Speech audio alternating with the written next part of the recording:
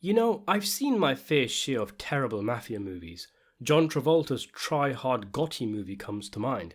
Mobtown, which detailed the infamous Appalachian Mob Summit, was particularly excruciating, but there was the bonus that the movie was hilarious, and the director-actor got offended at my review and started giving me shit about it. I don't know if we can even call Josh Trank's Capone movie a gangster film.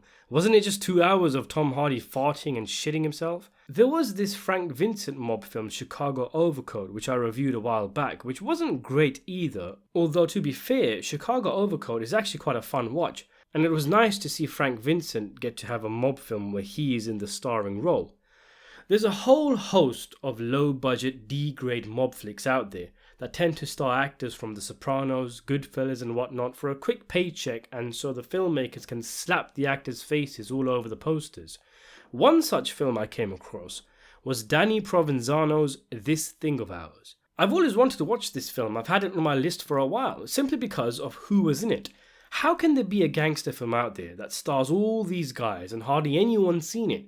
You've got the Shah of Iran himself, Frank Vincent, Vincent Pastore of The Sopranos fame, Chuck Zito, who I remember most as the mob convict Chucky from Oz, and a whole bunch of other Mafia movie actors fans will recognize, like the guy who played Doc Santoro in The Sopranos, or the guy who played Artie Piscano in Casino. It's filled to the brim with authentic mob actors. And did I mention James Caan, Sonny Corleone himself, is also in it? I mean, just look at that poster.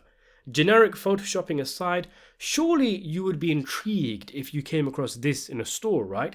You've got Big Puss there, Frank Vincent and his glorious head of hair, James Caan looking ominous in the background, and whoa, who in the blue fuck is that? Has this guy thought we wouldn't realize him sneaking up into this lineup? You don't know this fucking guy. I mean, this guy's throwing his name around. And that, in essence, summarizes the problem with this movie, because much of it comes off as B-roll footage of veteran actors shooting the shit and bantering with each other, but this guy has to make it all about him. That man is Danny Provenzano. I don't know much about Danny, but looking him up sent me down a bizarre rabbit hole featuring the Real Housewives of New Jersey, where he showed up as a supposed tough guy but came off as a cringy Napoleon complex personality, plus an attempt at a marijuana cooking show called Baking Bad, and this disturbing image of Provenzano's apparent youth, which told me maybe I don't need to go too deep into the film director's background. Before we continue, be sure to give the video a like and subscribe to the channel if you haven't already done so. What I do know is that Danny my boy is the nephew of Anthony Provenzano, aka Tony Pro, the former Genovese crime family captain who was depicted by Stephen Graham in Martin Scorsese's The Irishman. And a year after This Thing of Ours was released, Danny was sentenced to 10 years in prison on racketeering charges and tax evasion, though he served a fraction of his sentence. He does, however, have the street cred of being charged very recently for assaulting a disabled 50-year-old woman he owed money to. Badass. Now, if you're piecing together an image of Danny here, you might think of someone remotely connected to the life who thinks of himself as a bit of a tough guy, and he has enough money and connections to get some mob actors in a movie, and he thinks enough of himself to write, direct, and star as the lead role in said movie, and perhaps live out a fantasy which he was deprived of in real life. Well then, you're bang on the money, because This Thing of Ours has a very icky, obnoxious, nepo baby lucky to be here feel, with Junior playing dress up and being humoured by accomplished actors around him who have to refrain from pissing themselves with laughter whenever his character showcases his badassery in the film. We followed the rules. We brought him in on this thing. And what does he do? You know, Skippy's right. He treats us all like we're a bunch of fucking civilians. I mean, we all made our bones at this table. My cousin here did 8 years for Patsy DeGrazio, and that fuck never even bought him a fucking drink. Danny, I don't mean no disrespect, you know that, okay? And I do realize he's doubled up, but what's right is right. Are you out of your fucking mind? After the information we gave you? You motherfucker! Thanks. Who is this fucking nobody? Thanks, Tony. I'll be seeing you You around. motherfucker! Fuck does this guy think he is? Let's get the fuck out of here. It really feels like it's designed to be the movie that Christopher Moltisanti from The Sopranos would have made had he got his screenplay going. Even the plot, with this maverick, brilliant mobster coming up with a scheme the old-timers just can't understand. He's just so much more sophisticated and ahead of the curve. This is an example of someone thinking they can make a movie because they saw parts of the life or had some experience with it, completely disrespecting the reality that filmmaking craft is still required. There's a reason the directors of the best mob movies, Marty, Francis Ford Coppola, are also considered the best directors around in general. It's not as easy to get right as simply putting a camera in front of a few greaseballs and having them curse at each other. This thing of ours is staggeringly basic and offensively ordinary. You do, however, get your chance to see classic mob scenes reenacted, though you will have to settle for a high school production version, like here with the funny house scene from Goodfellas that just goes on and on. I must have shot this guy 10 times. I shot him 10 times right in the chest. Holes Finally, everywhere. the guy goes down. Yeah. But I tell you something, you know what I was thinking about when I was shooting the guy? I thought about that movie where the guy goes, I think we had, what's his name, Roy Schneider? Yeah. Where he goes, I think we needed a bigger gun. That's what I thought about. No, really, when I shot, don't you think we could have used a bigger gun? We had a 9mm. I shot him fucking 19 times. Who knows how many times I shot the guy? Bigger boat. What's a bigger boat? That's the line. Not a bigger gun, it's bigger boat. You were there? What is he talking What are about? you talking about? No, you just said the movie with Roy Schneider, we need a bigger gun, it's bigger boat. What the fuck is he talking about? Who had a boat? What did we say about a boat? The line you just said, we need a bigger boat, is the line.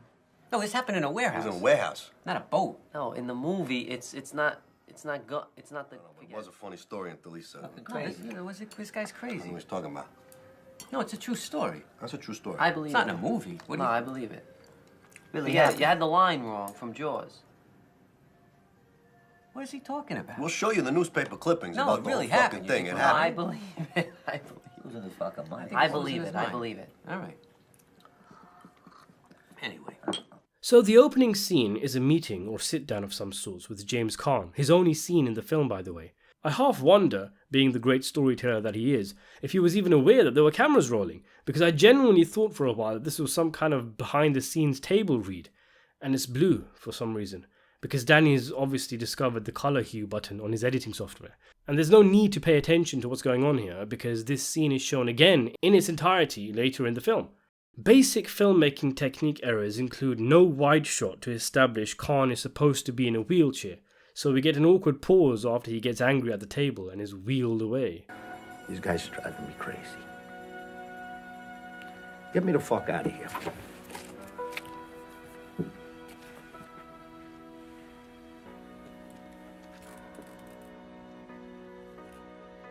Or this weird thing happening with Frank Vincent's lips before he says Tuesday.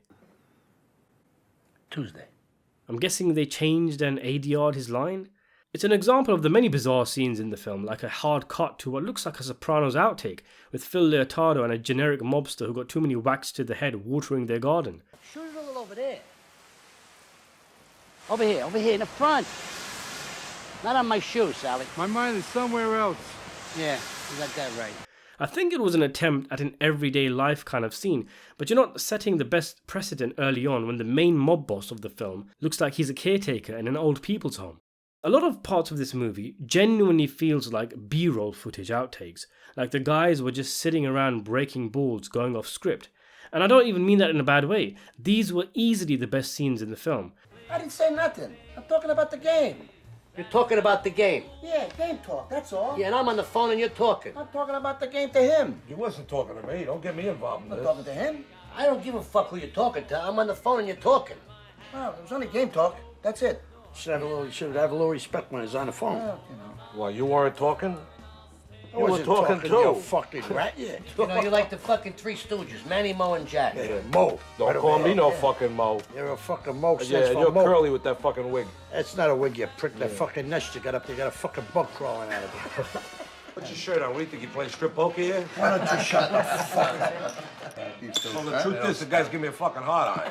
You get a fucking hot out when the wind blows, you fat prick. 200. Oh, you got a lot of balls calling me fat. The fact that the main actor in his storyline and the people around him have the worst lines, but the older mob actors had good back and forths, pretty much proved that the older guys were ad-libbing their stuff. The fundamental issue the movie has is that the story is misguided.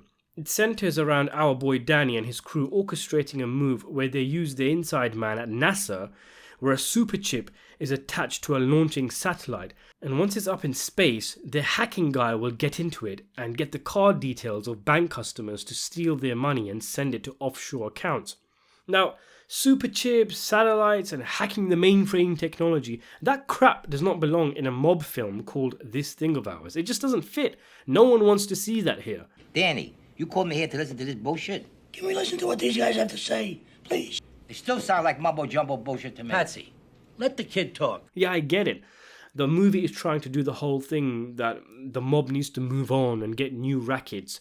But how do you go from truckjacking to billion-dollar satellite heists? Seeing a satellite go past Earth and a geeky hacker in a dark room tapping away is not something I expect nor want in a Mafia movie.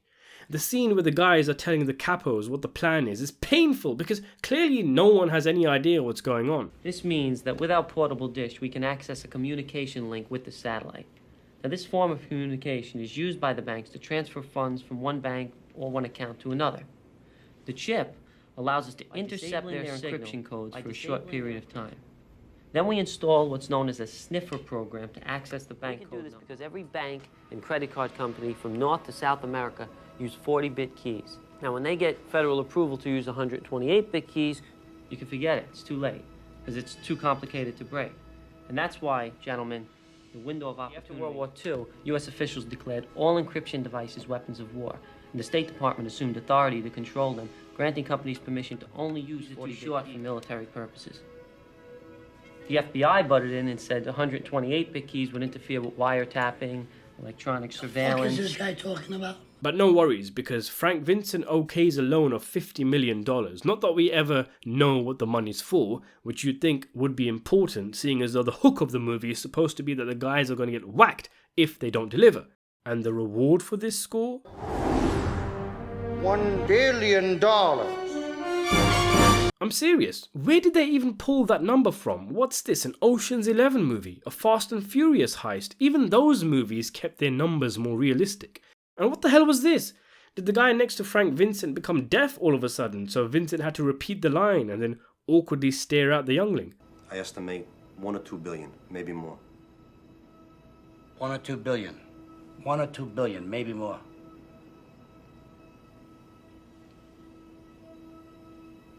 Honestly, with a few adjustments, this could make for a very decent satire comedy about old-timer gangsters struggling to keep up in the modern world of cybercrime.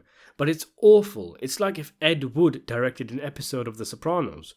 So the FBI is also on their tail, and the head guy has been on them for 8 years. Hey, listen, I waited 8 years to get these guys in the same room. You get me something. Even though it looks like 8 years ago he was popping his pimples and asking girls to the high school prom. And this is where the movie takes a nosedive from the already low quality, because our boy Danny and his 2 sidekicks head down to Florida for Provenzano's money laundering, so the characters can pick up the chip. So for a good hour or so, right up until the end, we don't see the guys like Frank Vincent or Vincent Pastore, the guys who you turned on the movie to see, because clearly it was too expensive to bring along those guys and pay for their services. Still though, we did get my favourite scene in the film during this period, from this scene-stealing taxi door cameo.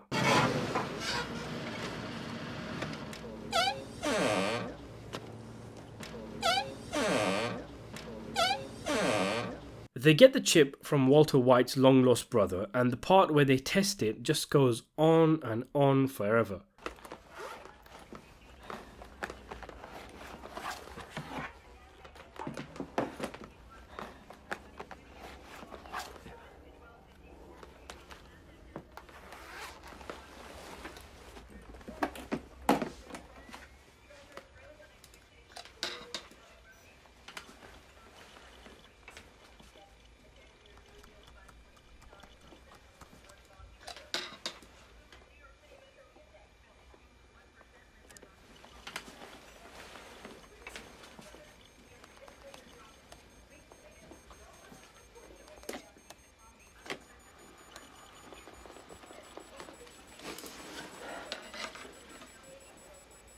What is it with this movie and long drawn-out dramatic pauses? It's like there's no concept of editing or tightening scenes.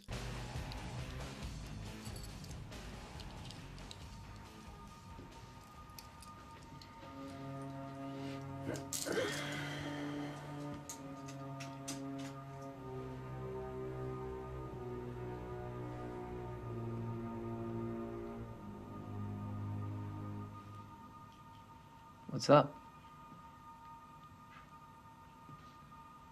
Nothing. The D-grade acting is further showcased when the guys get brought in for questioning. The alien said all Stop. the world's... I can't believe my buddies broke down and told you this. Hey, Clark. Seriously. Could you get me a soda? Then this lawyer, high on crack, walks in and gets his clients out of there through sheer willpower. My fucking clients never took fucking drugs. This is a fucking setup, you Setup, asshole. what the fuck are you talking about? It's I'll setup. tell you what I'm talking about. Take a fucking look Hey, at this. no one slams shit on my desk except for me, all right? Bullshit. Take a look at that and fucking weep, baby. What the fuck is this? Surveillance. Not only you got surveillance, we got some fucking surveillance too. You got me, she, two-way street. Me surveillance, you surveillance. Up yours. Go. Take a fucking look at it. I got fucking copies coming out of your ass, pal. Your ass, pal. I got you by the fucking balls. You hear me? By the fucking balls. How's I grab you? Remember what I told you. Get the fuck out of here. Don't tell me get the fuck out of here. You get the fuck out of here. I got you by the balls. It all goes off without a hitch, but you'd think these mobsters who bust their asses over card games and extortion would be a little more excited over $1 billion. And not only that, they still want to go robbing? Over $1 billion. Over $1 billion? You're fucking kidding me. We fucking did it. We fucking did it, and we still got more coming. You crazy fucking kids. You did it. That's right. And we still got more coming? I'm not gonna make you any promises, but yeah, we got more coming. All right, listen to me. If that's all we make, that's all we make. But don't get me wrong. If there's more coming, I'll take it. Yeah, I figured you'd say that. You have the FBI on tape planting drugs? Absolutely. On fucking tape. Are you fucking kidding me? This gives us a lifetime pass to rob. Absolutely. There's like no reaction. Even if he passed his driving test, you'd get more emotion. So, how's your uncle? He's good. He said I might get my own crew on this thing. He might make me a skipper. Wow. That's great, man. Well, he's gonna call a major sit-down and we'll see what happens, you know? Oh, they might make him a capo over him making the mob $1 billion and counting.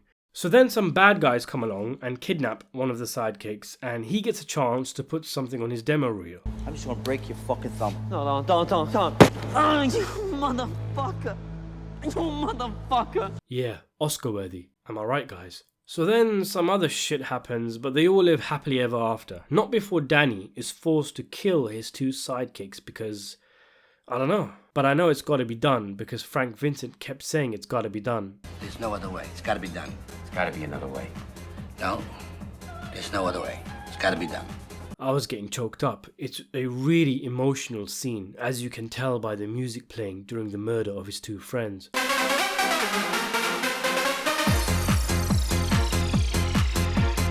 So anyway, Frank Vincent buys himself a big house on an island and everyone's happy, but our boy Danny gets Vincent's ear to tell him he's out. I don't really know what that means, but it gives him a chance to be brooding and to look off into the distance for the film's final shot.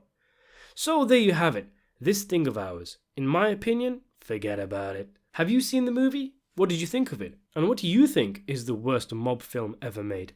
Do you want to see me review more terrible Mafia films? Let me know in the comment section below. Subscribe to the channel and thanks for watching.